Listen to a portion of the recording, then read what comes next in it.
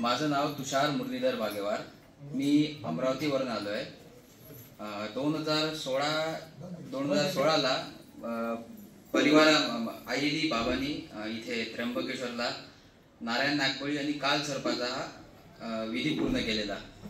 तर विधी करण्याचा उद्देश हाच होता की मला शिक्षणामध्ये काही एवढा योग नव्हता आणि प्रत्येक ठिकाणी म्हणजे काही म्हणजे दिसून पडत नव्हतं की पुढे जायचं काही होईल नाही होईल का म्हणून. प्रत्येक ठिकाणी अपयश ठरत होतं.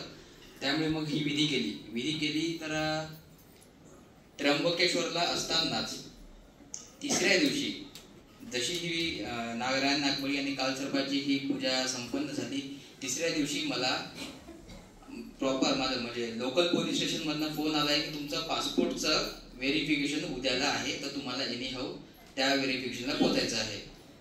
तर त्याच्या मागचं कारण हे आहे की त्या पासपोर्ट व्हेरिफिकेशन वरनं मला माझ्या जॉबची अपॉर्च्युनिटी आलेली. तर आज मी सौदी अरेबियाला मर्चंट नेव्हीमध्ये शिपवर काम करतो आणि या विधीने मला म्हणता येईल की लाभ आला आहे आणि अशा काही अडचणी ज्या होत्या त्या जवळपास पूर्णपणे दूर झालेल्या आहे.